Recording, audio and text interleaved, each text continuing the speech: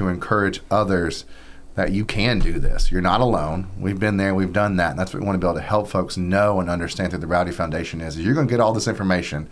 It's going to scare you. You're going to say, how in the world am I going to do this? We've got a place that you can go to. You've got resources. You're listening to the Good for Business podcast, where we feature interviews, tips, and tricks from owners, operators, and innovators throughout Mississippi and around the world. And now, your host, Colin Krieger. Hey, welcome to the show this week. My guests are Scott and Whitney Ferguson, the proprietors, executive directors, operating officers of the Rowdy Foundation, which focuses on autism and autism support for North Mississippi. Give me a better example of what y'all do. Oh gosh, I'm gonna let her go. Look, I really shouldn't even be here. The Rowdy Foundation is Whitney. I'm here for moral support. I'm just kidding, but I'll let her lead it from here. So we started out the Rowdy Foundation to provide resources to families in the Golden Triangle, and it has just kind of grown from there. We provide events, and whenever we see a need, we try to fulfill those needs in our community. Okay, we'll talk about the events, talk about the origin of the foundation with your son, timeline included. Yeah, well, yes. You can go ahead and start. Okay, yeah, so, we got Myers' diagnosis in 2017. So he was 2 years old. We found out that he was on the spectrum. And I think as a lot of parents, we panicked. We didn't know what to do, where to go, what resources were there. Thankfully, the Golden Triangle has a lot of resources, but there was no easy place to go and find those resources, find places to get connected with other parents that are in the same circumstances, or find resources to get Myers the help and the therapies that he needed to be able to succeed on the spectrum. And then as we found those, as a way to give back is really where the Rowdy Foundation came from, is we were very blessed, very fortunate to have all these resources here, but we wanted to give a way to shine some light on those resources and give other parents a place to go to find those resources. So that's where the Rowdy Foundation came from. What was the first event y'all had? I mean, did it start with y'all just getting all the stuff organized and trying to help people, or did it start with like the dinner at Zachary's or something? Well, it actually started in 2020. I was really excited. We were going to host our first golf tournament, start off with a bang, and it was April 22nd, and we all decided, no, that's not happening. Let's stop the world. Yeah, and I had all this really excited energy to get started. I moped around for a couple days, and then I called my father-in-law, and I said, hey, you got a pickup truck. I'm going to buy a bunny suit. And so I actually hopped in the back of his truck, and we drove around and did social distanced bunny pictures that Easter. So we were able to raise about $2,500, and we gave it back to one of the centers that Myers attended. Okay. And so, like, right now, if somebody donates something to Rowdy, does it stay in your thing and y'all parse it out to people, or how does it work? Yeah, we find different needs within the community, and we donate to those needs. Like we did a communication board in New Hope Park, and we are currently about to install 2 here in Columbus at the soccer complex and the Bank First Yards. Explain what that is. So a communication board is for those that have trouble communicating. You can go up, and it's a picture board where they're able to point and communicate what they're wanting to do and get their words out in a different way. Yeah, so this is for a lot of kids, not only just on the spectrum, but a lot of special needs children. Communication is a very, very hard thing for them to be able to do. So having a place that they can go to and easily visually point to the things that they're trying to communicate, it allows not only parents, but it allows the other kids that they're playing with. Because that's one of our biggest things at the Rowdy Foundation is we want inclusion. We want your typical developing with your special needs, everybody to be able to function and play together, live together, see that we're not really all that different. And so being able to have those communication boards allows children to be able to communicate with each other who otherwise probably couldn't communicate, and it might lead to some frustration. Yeah.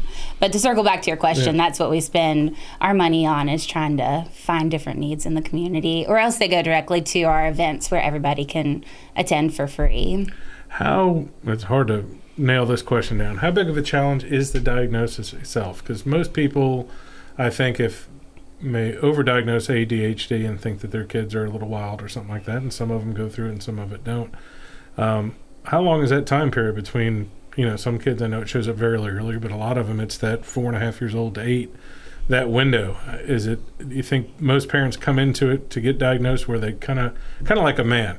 I went to the doctor by myself last Saturday, so I really feel like I should be getting a world-class award there. An almost 50-year-old man who went to the doctor by himself.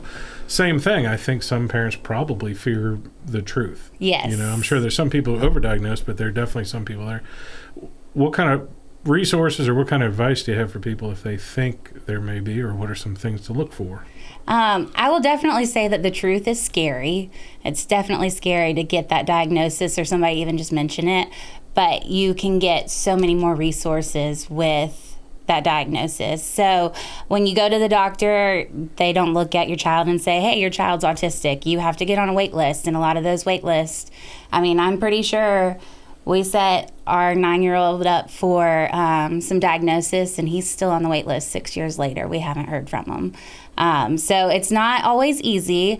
It's growing more and more. There's a few people locally that are providing those services. It's just a matter of finding them and what time you get in and how their availability is.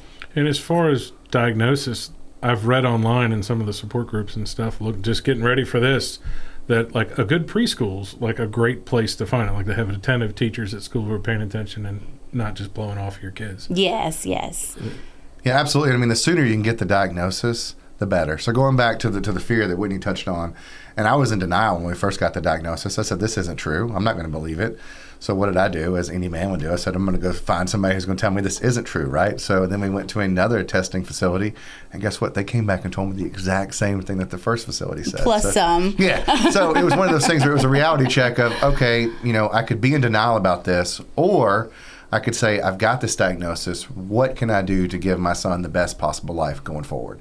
And that's the route that we chose. And I think that's the route that most parents want to be able to choose. But if we run from it and we say, I don't want the diagnosis, I don't want the stigma, you don't get access to the resources, the therapies, the things that can help give them a better chance of succeeding. There's a large percent of the population that doesn't want to be on disability because they don't want to be called disabled. Mm-hmm. Absolutely. And they maybe can't even move. As far as, it depends on where they fall on the spectrum. And some people are pretty liberal, again, just like with ADHD, of saying, I've got this, I'm on this. Scott and I have talked about that privately, where they're like, well, I'm a little on the spectrum. I'm like, are you diagnosed? Right. Because there's therapy, and I won't say there's a cure, but depending on where you're on the spectrum, it gets to, are you going to be self-functional for the rest of your life? I believe right.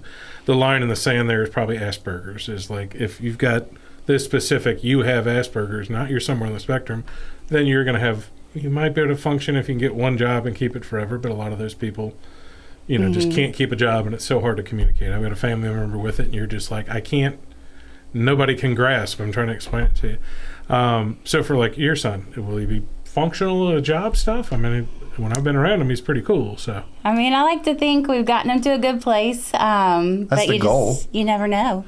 Yeah. Look, I don't know if my 19-year-old's going to be functional in the world, right? So it's very hard to say. Whitney and I actually question your... Yeah, look at me, right? Have you been to the doctor a lot? I have not, actually. She'll be the first one to tell you I need somebody to hold my hand. And I say that jokingly about my 19-year-old, but looking at our 9-year-old now, as far as he's come, in the beginning, when we first got that diagnosis, going back to the fear, we were told that he's probably never going to talk. You've been around our son. Yeah, and they based it on a scale from 1 to 4. And knowing Myers the way that you do, I used to pray for him to talk. Now the kid doesn't shut up on the scale. He was a 4, so we had no idea. I just prayed and hoped, and here we are today. It's what interventions you can get in between to get him what he needs. Well, especially before the age of 10, too. Yes. Oh, absolutely. When you talk about the most statistically important thing to do for your children, more importantly, being wealthy, is sitting and playing and talking with them from birth to age 9. And so I'm sure y'all had a huge impact there. Well, absolutely. You want to be a part of that. You've got to make the most of the time that you're given with your children, right? No matter whether they're on the spectrum or not. We've all got to do that. But going back to the earlier you can get that diagnosis, the sooner you can get those things going. But at that very beginning diagnosis, they told us that our son needed 40 hours a week of therapy. Well, guess what? You can't find 40 hours of therapy. There's not enough providers in the country for anybody to get that. So as a parent, you get some guilt saying, well, he needs 40 hours a week of therapy.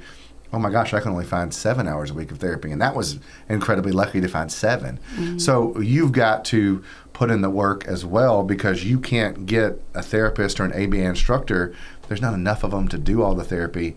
And that's where I'll give Whitney, all the credit. I mean, she dug in, she learned what had to be done.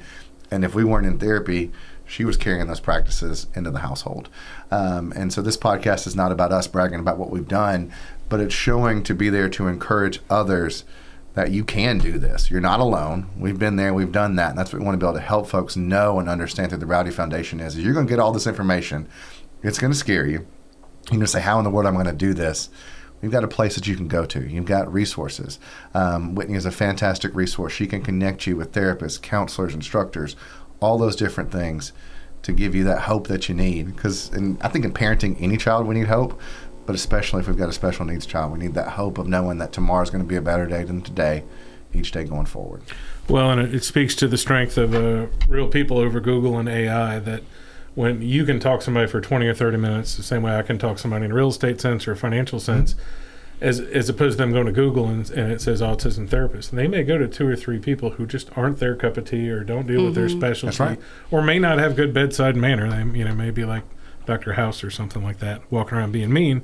And then all of a sudden, like I've met somebody the other day listing a house, going through a horrible thing with an estate deal, and they were literally about to let their house go. And then I ran into them. I'm like, oh, this is easy. This. And I think that's an incredible resource to have somebody who's gone through it. I was wondering that. So Keaton Blocker is a good friend of mine. He's on WCBI. He's dealing with terminal cancer. And he's talking about all the people who constantly call him. They'll check in on him, and then they're like, oh, by the way, you should try some ivermectin, or not even wacky stuff. Like they're sending him studies, and he's like, it almost feels, he feels overwhelmed and kind of hopeless when they're like, you should do this. And he's like, I'm going to MD Anderson. Like, I Google stuff every night trying to keep myself alive.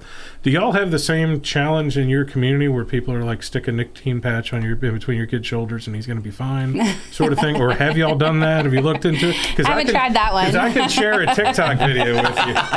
I've done some crazy things, but I mean, I think as a parent, you want to do whatever you can. Right. But you're right. I mean, I've had people tell me all kinds of crazy things. Or you'll just get the person that says autism isn't real. And that is the thing that'll just drive me up the wall. They'll outgrow it. They'll outgrow it. It's not a problem. I can understand that argument for ADHD. I think there's a misconfiguration of people who think anything that's stuff with your kids that isn't physical, you're like, oh, something that'll work. Yeah. So a lot of the ADHD and autism, a lot of those symptoms and things that we display can be commingled. But they are 2 totally separate things. And a lot of times you'll have kids who have autism who has that ADHD component on top of it. So it's like a double whammy. But you'll have the folks, as you said, that try and commingle and say, oh, it's all the same, or this, that, and the other, or it's not real, or we're going to outgrow it. Well, the facts are the facts. I mean, it is real. It's not going to be outgrown. But we can give tools, and as a community, we can support each other and support these folks who, you call it special needs. Whitney's coined the term, or she said it 1,000 times around me, special abilities. Because to me, it really is special abilities. I mean, the way that these folks' minds work is incredible.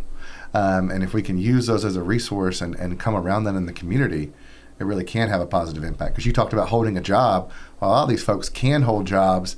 It's just a very niche field that they may be very niche into, but they're going to be the best person that has ever been in that particular field. Yeah, and sometimes, especially in the Asperger's sense of it, it's, can we just do the same thing? Like restaurants don't work great for them because the situations are changing constantly. Right. So they'll be good for a couple of weeks, and then a price change or something will happen like that. And I think a lot of predominant research on the ADHD pure side now is, some of that is environmental and some of it's food and other things. Do y'all, I don't want to say buy into, but like, do you think there's an overdiagnosis of autism, or the recent talk from the president where there's, it's autism is tenfold than it was 30 years ago? Do you think that's better medical care, being aware of it, or do you think some of that, obviously some of it's just purely overblown? Do y'all have any thoughts on that? I really think that there's more resources available now. That's why we're getting more of the diagnosis. But as far as like everything else, I think it's awareness and resources, yeah. right? We're more aware of it now. We've got more resources to go out and find these things, and people accept it more. Yes, and that's accepting. Yeah, absolutely. Beforehand, it was, people would be ashamed. You didn't want to say that you had this in your family. And so you might not want that diagnosis, so you didn't have to be ashamed of the diagnosis. Yeah, that's the finding out the truth thing. And Keaton, talking again, when we're talking on the cancer front too, there's innate things back in our DNA for thousands or millions of years, depending on which version of the Bible you read, that go back that any perceived weakness, physical or mental, in a human being, like people distance themselves from it. And sort of like, this isn't a casserole situation, but you announce your diagnosis, your friends and family come around, and eventually people are like, well, they're doing their own thing. Like I always say, the casserole stop coming eventually. My wife got breast cancer, and people overreact and come help way too much and then distance themselves. And that's how they are with anybody. I have a couple close friends whose kids have physical disabilities, and they're like, everybody's great at first and offers to babysit, but they don't really want to just watch them on a Tuesday night from 8 to 12. And that's where the community aspect of it is incredibly important. It would be very easy in Columbus and Starkville, Mississippi to think you're pretty much alone if you had a kid, even no matter where they are from 1 to 4 on the spectrum. When y'all first learned about it, how easy was it to find was there one community resource? Because right now I think you're it. I know there's other people. There's definitely some other community resources out there that we've gotten to know, and they're incredible resources. But while we were talking a minute ago, I was thinking about how in the very beginning, Scott mentioned our 19-year-old. Well, at the time, he had started Pee Wee basketball, and we had to take Myers. Like, there was no stop in life. I wasn't not going to go support this child. So I would load Myers up. I was terrified to take him. I would go sit in the very top of the bleachers, and I would joke with Scott, like, I'm going to give this kid diabetes because his favorite food at the time was the Sour Patch Kids. And so every time he would sit, they would tell us different ways. They don't call it bribing, but it sounds like bribing. I would give him Sour Patch Kid if he would sit like I asked him to. And so by the end of the game, we had gone through 4 or 5 packs of Sour Patch Kids. Whatever you had to do. Yeah, but over time, I realized nobody cared. Nobody was judging us. They were like, "Oh, you're here. This is great." So we backed off of those Sour Patch Kids a little bit, but yeah, we were speaking about a political figure that happened this week, and I said that the abundance of not caring is unbelievable. People are focused on their own life and their own world, and once you get over that in your mind of like, they're going to have some compassion, but people will literally they'll forget. People will forget that your mom died last week, and it's a horrible. It's lonely. Yeah, it gets lonely. And that's a great thing that y'all literally started an organization to help people not be lonely. So yeah, well, I was lonely. I was doing about 120 miles in the car every day, and therapies, all the different places. We would go Starkville, West Point, back to Starkville, back to Columbus, and I needed something, and that's a lot of why Rowdy was the thing, because I was looking for people to connect with that weren't just like, oh, he's gonna outgrow it, it's fine. Oh, he's just a boy, he'll come around. Like, I wanted people that knew what was going on in our lives and able to talk to. Yeah, and it's hard to share stuff sometimes. Like, you don't want to. Yeah. Again, it isn't a sign of weakness, but you're walking that line between, like, I don't know about asking for help, but asking for help and come hang out. Or you don't want to dump your problems on somebody else. Somebody else has problems too, right? And it's also in the sense that it's hard to share, because if someone just truly doesn't understand what you're going through, they just really don't understand. And so when folks say, I know what you're going through, well, unless you've walked in our shoes, you really don't know. I appreciate you saying that. I appreciate you wanting to understand, but you don't, right? Like, my wife's never had breast cancer, so I can't look at you, Colin, and say, I understand what you've been through. I have no idea. Well, that is an absolute human instinct just in conversation. Just absolutely. I'm going to my friend Keaton Blocker talking about cancer and, of doing those things. And sometimes you don't realize subconsciously that it could offend or hurt sensibilities or offend somebody when you're like, well, my kid doesn't have terminal cancer. He's got this. And then when you talk about physical disabilities, that's a huge issue with my 2 friends who have it, where the people are like, this must be horrible for you. And they're like, well, he'll be able to make a living, And Down syndrome is another situation like that. We don't have a ton of it in our community. I know there's a couple families in Starkville where their kids have Down syndrome. And that's what they said. They're like, he's fine. That's what they say, especially with Down syndrome. They're like, he's doing great. Yeah. And but they talk about, like, the scary part is, can they make a living when I'm gone? One of the most interesting factors for me, and I tell people at this in personal growth and development and meditation and stress, where I say everything's been fine so far. Like, y'all have an incredible burden financially and time-wise, but somehow you make it work, and it almost functionally works by itself. So, like, my wife had breast cancer. I had help with the kids. My kids had to step up. She didn't work. I was more successful. You know, y'all have been exponentially more successful because you're trying to help the community. And I know you've gotten a reputation for that, although it took me about 2 years to figure out that you were the Rowdy Foundation. I'm like, man, Scott guy's all over this Rowdy thing. I like to hide. I think He's my number one supporter. I had to wrangle you to put your logo on something for Zachary's once, and I think it was the second time y'all did the dinner with the golf tournament at Zachary's. Yes. And I'm like, you have to start putting your stuff on there, and then you can put the Rowdy thing on there, but they, they're somewhat hand in hand when they help, because y'all's reputation for helping other people is exceptional, and hopefully y'all get paid back somewhat in the Rowdy standpoint. So, look, we've been, like I said, this community blessed us from the very beginning with the resources and the opportunities that have been given to Myers and to us.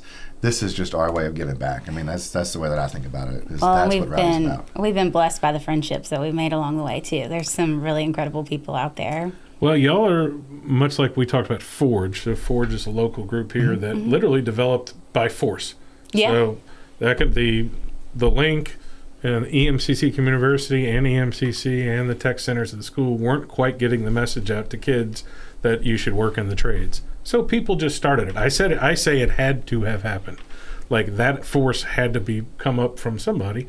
And, of course, a couple of good friends of mine created it, and now it's a statewide organization. Yep. Same thing with you. This happened by necessity. We're in impoverished rural Mississippi where there's a lot of cases of autism and the people had nowhere to go. Well, somebody had to do something. And I'm glad y'all had the foresight and the energy to push through it. So it's kind of like you said that with Forge, no one was just doing a good job of telling the story, because there are resources here. Yeah. There's TK Martin over in Starkville at Mississippi State University, fantastic special needs preschool. Golden Triangle Autism Center in West Point. There's autism facilities here in Columbus. There's things that are here. It's just if you don't know where to go or what's out there, you don't know what you don't know. And so there was not a good story being told about what was out there. And I'll give Whitney all the credit for that, of being out there telling the story, championing these places, and showing folks where they can go to get help and resources. No. Well, and I'll be honest, very candid. I said, as soon as we got Myers' diagnosis, I said, we're getting out of here. We got to go find someone. Yeah. And he point blank said, well, I'm not going anywhere. Business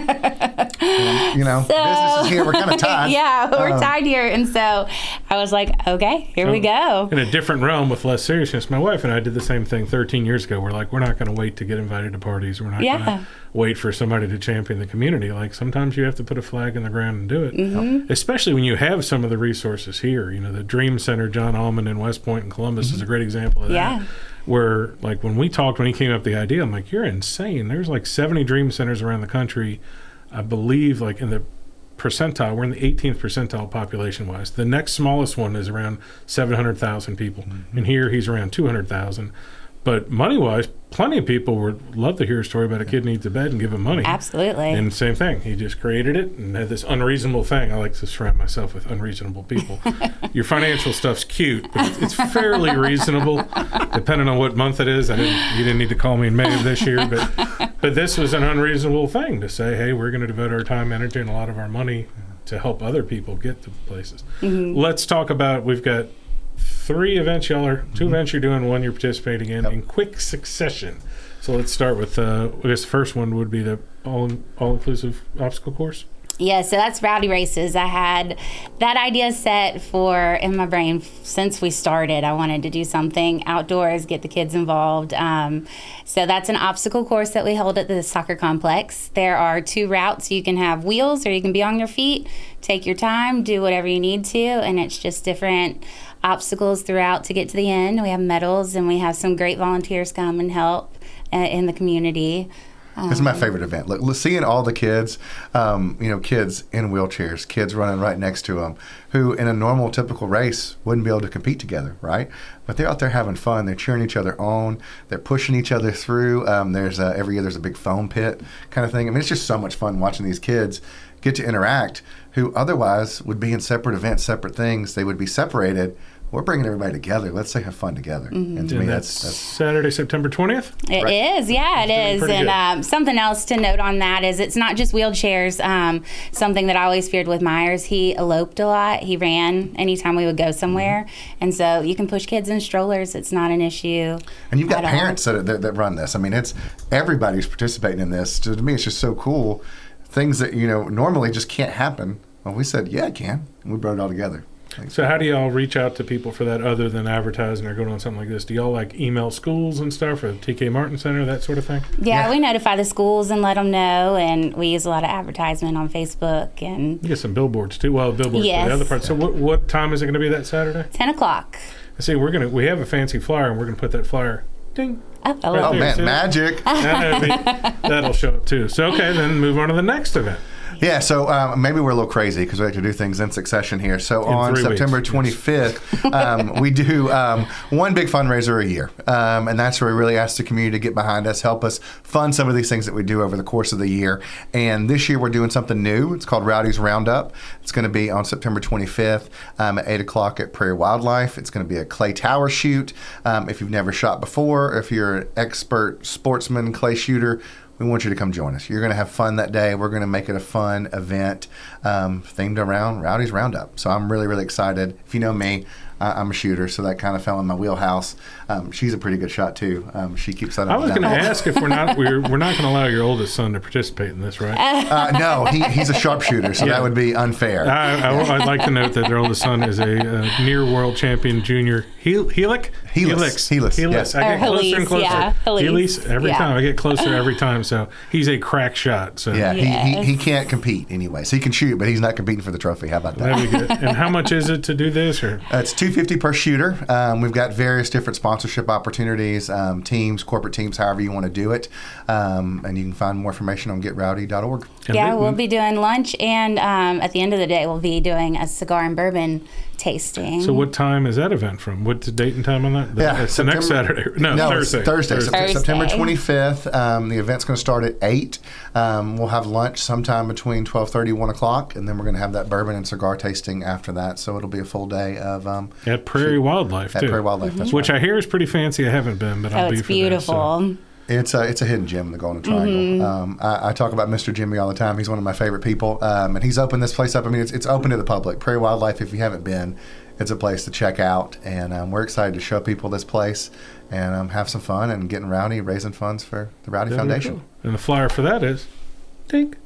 See, we're nearly professional here. And then the third part is Little Hands, Big Trucks, right? Yeah. October 5th-ish? 4th. Yep. That weekend close enough. Obviously the biggest. 10-4, beat. Hey, we didn't even come up with that or try and do it around that, but that's pretty funny, right? That is the busiest Saturday of the year, but everything's in one place. It's the soccer complex. Munson has their, Munson Brothers has their Oktoberfest. That's right. Yep. It's family friendly during the day, and y'all have the car show. So Little Hands, Big Trucks. It's like a $5 donation, right? That's right. And this year we're partnering with Forge. So all of the proceeds from the event are going to go to the Forge Foundation that you touched on earlier. We're going to have Rowdy's Sensory Hour from 9 to 10. No horns, no lights. No horns, no lights. And we'll have a sensory tent. People can stop by if they need to take a break. We'll have things for the kids to take home. It's my favorite hour of the day. I, as a big fan of quiet, I have a 2-year-old corgi, so quiet does not exist at my house anymore. But as a big fan of quiet, I like that portion of it, even though I have horns and lights on my car and stuff. Absolutely. What any guess on what percentage of the autism of the spectrum is a big or huge deal for them? I mean, we see the examples of the kid covering their ears up and that sort of thing. I don't know. I mean, I would say probably 75%. Does that seem like a fair number? Does it just kind of go hand in hand with the over-processing of information? Yeah, overstimulated. Overstimulation, that's right. But you've got typically developing children. Like our daughter, she's very typical. Loud noises, she's not a fan of. So she likes that 9 to 10 hour. Yeah. So it's not just the special needs or spectrum children that enjoy it. You've got children of all different types that enjoy that hour. But as far as, percentage-wise, I would say 60 to 75%. Well, and as important during that time, all the swag, nobody's run out of swag or free gifts. No, they have not. Right. There's shorter lines for every single thing, and all you got, and it's cooler outside because that's usually the last heat wave. For some reason is October 4th and 5th every year. So that's pretty cool. And watch this. The flyer for that is here. Love it. It's magic. Yeah. Magic has that shows up. How long have y'all been involved with Little Hands, Big Trucks? Because I thought I saw a memory from 2018 maybe. That was actually Scott and Karen Stanley's baby. Yeah, we started Little Hands Big Trucks back in 2011, I believe. So this would be, we've done every year except for 2020. Obviously, COVID kind of crushed all our hopes and dreams that year. But we've done it every year since then, and we're excited. This is actually Karen and I's last year as championing the event. Forge is going to take it over next year. So it's going to good folks. Yeah, and they're going to be able to get even cooler vehicles. For sure. It needed somebody new to take it and run with it, and we're still going to support it and be a part of it. But Forge is going to be. But that kind of integration with them is going to be incredible. I think, just because like they're going statewide. They know everybody, Christy and them, and they've just absolutely blown up. Plus, we'll have construction nearby with the Burns boys. I mean, absolutely, it's going to be great. And so with Forge, they've got they focus, on 8th grade and high school. This will give them a way to really get in front of those kids at a younger age, and so in the elementary schools, because that's really that's our target audience, I guess you could say, for Little Hands Big Trucks is your preschools and your elementary kids, or you got people like me who still love equipment at near 40 years old, who are going to be there every year anyways. But I'm excited to pass that torch to them. We need the thing they have in Vegas where the grown-ups can go play on the big toys and dig. Right. And they also have the smaller version where they're like remote-controlled dump trucks. Oh, man. So we can talk a little franchise idea there and put a lunch place out. I think I've told you I'm trying to convince Mr. John at United Deli to open a store up out by the industrial complex. Oh, please tell him. We just license his name and a picture of his face, and we could have paper plate sandwiches for sale, and we'd make millions. Oh, I want that Philly cheesesteak sandwich so bad now. Now I'm going to have to drive out there after I leave here. It's a late lunch there. What do y'all have to do to get ready for the mainly the obstacle course? So the all-inclusive obstacle course. Is it bouncy houses? Do y'all have to buy She's stuff? crazy. I mean, the stuff that she's thought of. It's the third time he's called you crazy. I know. Thank you. You shouldn't count, Colin. I mean it in a good way, okay? But I'll let her talk about it. I mean, it's cool stuff that she's come up with. Putting it all together is a bit of a chore. Yeah, we have a storage bin in the back of our house that it holds all things Rowdy. We have the cones, we have the noodles where we make little walkways for the kids to go under. I have 2x4s that my father-in-law so graciously comes every single year and puts them together for me as the balance beams to go down. We have inflatables, we have tires. It's a chore. My parents even come down and help us set up that morning. I'm hoping that over time we'll be able to collect more people that want to wake up at 5 in the morning with us to set all this up. But we get out there at 5. My father-in-law, he's stressing 5 minutes after we've been out there if we're going to get it done in time. We always seem to find a way to get it done. But it's a little bit of a chore to put it together. But it's totally worth the smiles that you see on those kids' faces. Yeah, and I haven't told anybody we've added a few things this year, too. You're pretty exciting. I'm so excited about the new stuff, Colin. No, I'm just kidding. I really am excited because I know it's going to put a smile on some kid's face, and maybe I can twist Colin's arm and get him out there that morning. Yeah. I'm a morning person, so I need to get out there. Yeah, my biggest thing that happens in these 2 months is the 50-something events I have to talk about on WCN. Oh, I'm sure. And it's I a feel busy like time of year. It's nice, but that's not a bad weekend. I'm trying to remember. I have my kids up at Ole Miss, and so we have to go up there for a few football games. So I got to remember which days. I know I'm going to be at the clay shoot thing. I don't know if I'll be shooting. I'll have to find some way to do something. I'll be shooting. You can shoot, too. I've only shot one gun. So they used to like me to go up and speak at Ducks Unlimited because I'd go up there and tell this cool emotional speech on stage about how important it is for our youth, and when that man's going out in the forest and he's going through this duck blind with his son, and then I end the speech with, I've never shot a gun, and they're just like, what the tarnation is going on? So the Lowndes County Sheriff's Department let me shoot a fully automatic weapon, so that's all I've ever shot. I love it. But, then they let you shoot something really. Yeah, no, that's what I said. I'm done. I'm out. I'm done. And I'm not against him or anything. My friend Nathan Wilson, who'll be on the show soon, and is going to be there as a director of the Mississippi Wildlife Federation, and so he wants to get out there and hang out with y'all. Come on. Meet. Yeah, because and he told me he said it's not that hard to shoot a shotgun. I'm like, yeah, but there's people like to the left and right, and I'm going to start hitting them, and people will scream. Come on, we can get you going, I promise. And that's like I said earlier, whether you've shot a gun or not shot a gun, we're going to have folks out there who can get you going. Prairie Wildlife has got probably one of the best shooting coaches in the country, Xavier Fairley. Xavier will be there that morning. He can put you on a target. I need to come out there and do the show that day because I bet you there'd be a bunch of heavy hitters. There's going to be a lot of folks that you know. It'd be a good time to do a podcast out there, absolutely. Yeah, we do. He keeps telling me. That's what, again, Nathan keeps telling me about all these famous hunters, and he always likes that. I have no idea who they are when I meet him. And I'm like, that dude was neat. What does he do again? And he's like, that's Will Primos, the premier duck caller in the world. I'm like, all right. Yeah, he was cool, wasn't he? So, yeah, I mean, talk about like a plethora of goods when you talk about over in West Point of all the stuff between Mossy Oak and everything else they have going out there. Sort of back to autism, and not really a resource thing, but if somebody's got a child under 10 years old, there's certain things they should look for or that should tip people off. And my wife is a preschool teacher, so she's got a pretty keen eye for things. But I just didn't know if the general public should be looking for something, because some people are very functional. You know, I think, like I said, Asperger's usually doesn't get diagnosed in a lot of kids till they're 9, 10, 12 years old. Yes. Well, we have on our resource page on our website, we have an assessment that most doctors around here use when your child turns 2. And you can go through and look at all these questions and kind of decide, like, is that leaning towards what my child is doing? And then set an appointment with your primary care. And it's an assessment that you can use past the year of 2. Absolutely, you can start using it at 2, but you can use it for your 9 or 10-year-old. We could use it on you, Colin, if you wanted to. I'm just messing with I don't even want to joke about OCD because I'm so critical of other people. We've all got a little of the OCD age. I mean, obviously, you can't be too successful in life if you can't hyper-focus every once in a while. That's right. Absolutely. But to me, that hyper-focus is an absolute superpower of autism. I've seen it not only in our own child and other folks. If they can find a way to harness that, they really can make a huge impact in the world. Oh, absolutely. And like I said, sometimes I'm most familiar with Asperger's like in action, in placement. And it's because the subject to change and, of course, not being able to infer anything. That's I know that's a lot of the spectrum thing, which is like, we're doing it just like we did it yesterday. And they're like, I don't know. I understand what you're saying, but no. No. And Rowdy's, can he crack shot with a gun yet, or how are we doing? He started. We finally gave in. He's not too bad, but he doesn't have the hyper focus on the guns just yet. That could be the origin story of some sort of assassin movie or something. I'm seeing Mark Wahlberg is he Rowdy. Really wants to be a movie producer, so.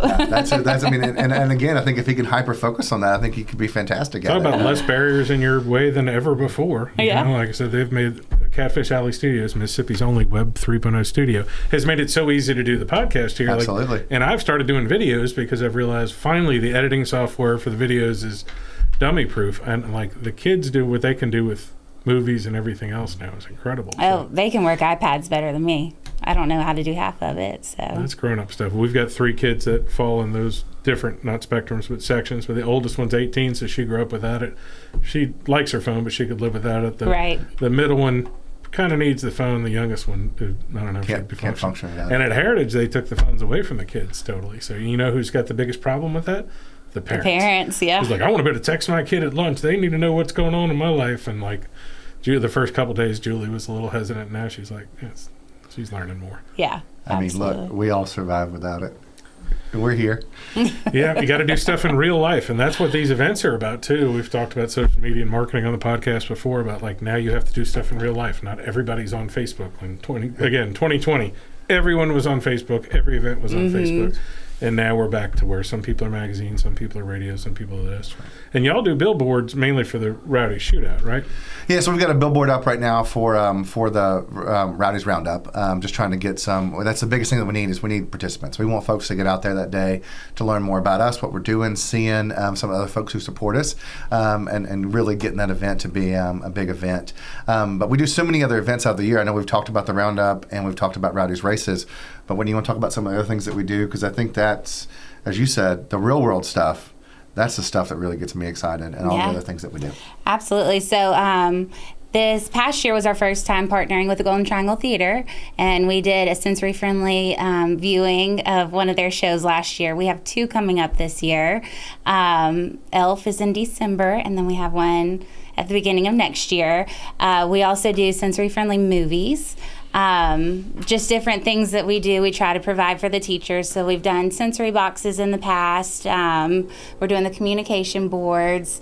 I'm trying to think of other events. Sensory Santa? Sensory Santa, yes. Why don't you tell folks what sensory, when we say sensory this, sensory that, what does it mean when we have a sensory event? So what does it allow folks to be able to participate when it's a sensory? Yeah, I guess that would be an important bit of information. Well, we think everyone knows. We think, yeah. That's the reason you have to talk everything out, because you just assume everybody knows. In my world, I know exactly what it is. So, for example, when we do the movies, they turn the lights up a little bit. They turn the sound down.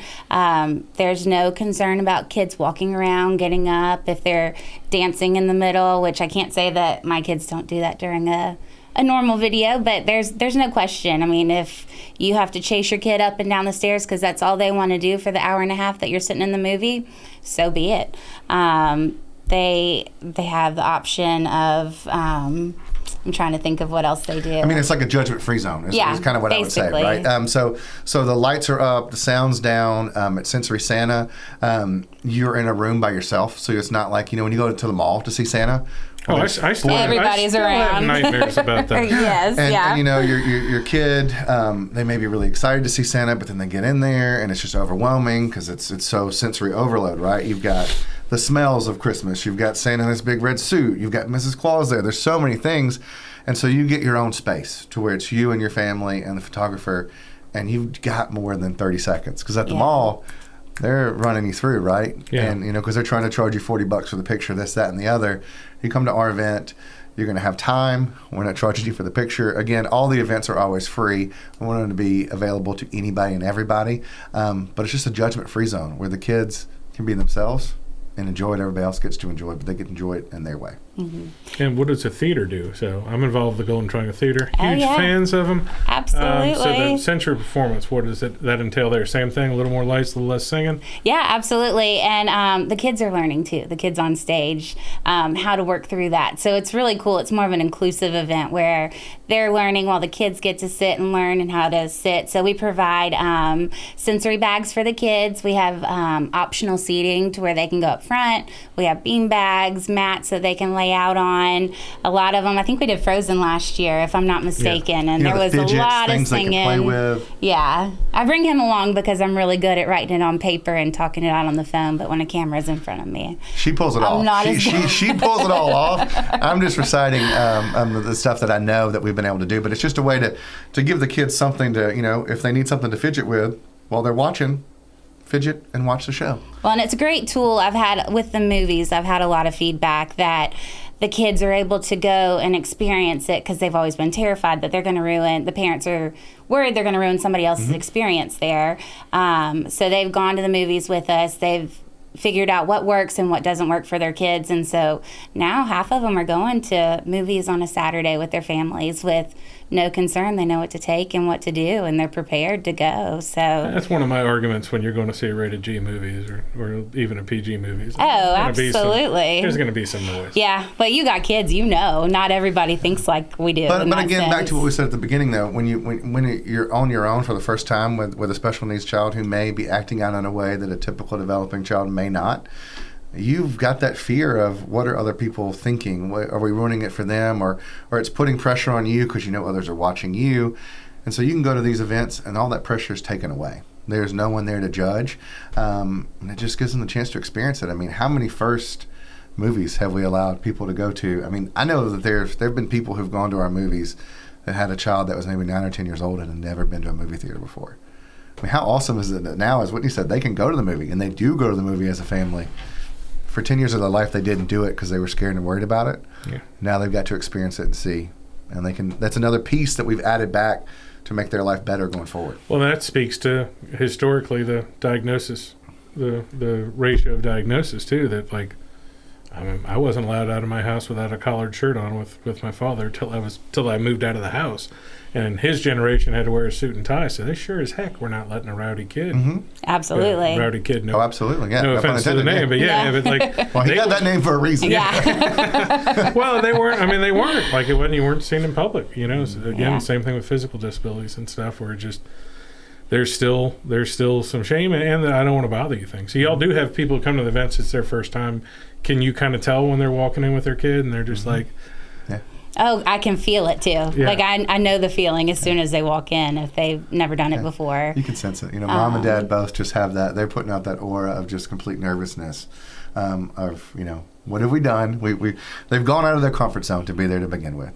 But then at the beginning you see that, but then at the end when they come out, totally different. It's like you can just see the release of, wow, okay, we can do this. This is another thing we've conquered. Mm-hmm. Well, I have had discussion with Kate Blocker, who's got terminal cancer, and we've talked about how there's a lack of, it's not a lack of concern, but a lack of obvious care for the caretakers and stuff. Can you talk about how that's different or the same in the autism community, about the parents who are dealing with it as much as the kids? Because in some situations, depending on where on the spectrum, it's the same as Down syndrome, where they might be blissfully unaware. They may think they're awesome, and they are awesome. Absolutely. But the parents are so nervous about it. Do y'all have resources for the parents too to deal with it? Well, we have the resources available for them to look at. We tried to do a support group at one point in time, but we just haven't been able to keep it a steady flow as far as having childcare and making all that work. So I'm an open book if somebody calls me, but as far as resources, there's some other organizations in our community that do really well with the caregiving aspect. Is there, outside of the professional spectrum of nursing and stuff, is there a certification a babysitter somebody could get? Because like my daughter had like 4 different ones, which were for like, one was for physical disability, one of them was for choking, one of them was for drowning, one of them was just baby care. Do you know if there's a certification for handling kids with autism? Because that would be really valuable. That's a good question. It would be really great. valuable. Yes. If you could get babysitters to come take a 3-night course. That would be a very cool resource to have, I always just went on a wish and a prayer and said, here we go, I need a night out. You got her wheels turning now, though. You can see it. She's thinking about this. I mean, we've luckily found a really good babysitter, and that's hard, though, is doing that. And you're talking about the parents, and I'm not ashamed to say this, I mean, finding somebody to talk to. I mean, we've both been in therapy literally since right after his diagnosis, and that has been fantastic for us, because some weeks there's nothing to talk about, and that's okay, but some weeks you're carrying something very heavy that you need to get through, and so having somebody to talk to, whether it's a therapist or support group, as she said, there's other groups in town that do have some really strong ties with that. It's important, because as a special need parent, some days, weeks, months go by great, and then sometimes you just hit a wall and you think, oh my gosh, how are we ever going to get through this? Mm-hmm. Yeah, I don't imagine not just being a parent, but the caretakers, if you're bringing mom in or whatever to come watch, she may have the patience but not the lightning quick awareness. Am I correct about that? Because again, I've been around your son a little bit. Like, oh yeah. He might be here today. I'm now not sure. They've had Whitney training, but that doesn't qualify you for anything. Well, as she said, I mean, this is just speaking to our child. I mean, but like he was a runner when he was little, and so in our house there were the top latches on every single door, and they were deadbolts, because if we didn't lock that door, if we turned around for 1 second, and it could literally just be that we went to the pantry, he could be gone. And so I know that we're not the only one that have gone through that type of situation. So there's all these different things where you've got to make sure that everybody that's in the situation knows all the different moving parts and pieces to that individual and the way that they think. That's hard. Yeah, and that's not something that I would just casually be like, hey, Colin, guess what happened last night? If he had run down the driveway, which that actually did happen. Bless that FedEx woman that drove in the driveway at the time that she did. She was 9 months pregnant with our daughter, and he bolted down the driveway, and he made it to the street. And we have a long driveway. But thank God, that FedEx lady, as she said, was not even coming to her house. She just saw him literally walking into the street and stopped. As she can see, a very pregnant 9-month-old lady wobbling down the driveway trying to come get their child, right? So it's hard. But the hard days, the sun will come back up, Yeah, the good days outweigh the hard days. They do. But having somebody you can talk to, I think, is incredibly important. We're very fortunate in the sense that we're both on the same page. I know for a lot of folks, special needs can be hard on a relationship, right? Absolutely. I mean, as you talked about earlier, sickness in a family. I'm sure that's hard on a relationship, right? Because one person says, oh my gosh, I'm making everybody else go through this. And then you're saying, oh my gosh, I'm carrying all this weight. I mean, all that stuff weighs, right? So whether you're communicating with each other or getting somebody else to communicate with, incredibly important. All right. So if people want to find you, support you, and find out about the events, where do they go to? We go to www.getrowdy.org. That's the easiest place. I know you'll have some presence on Facebook and on billboards and on this flyer, and this flyer. Ding. The 3 events going in there. Thanks so much for coming today. Thanks I can't wait to us. see you later this month. Yeah, absolutely. 3 times. Yeah. All right. Hey, guys. Thanks for listening to the podcast. My name is Colin Krieger, and my day job is real estate. If you're looking to buy or sell, I'd love to talk to you. Or if you just want to sit and talk real estate in a no pressure situation, I'd love to help you. I work with RE/MAX Partners in Starkville, Columbus, and West Point, Mississippi. I can help you find an agent anywhere in Mississippi or anywhere in the country. Just reach out to our office at 662-327-7705 or find me anywhere when you type in 662-329-SOLD.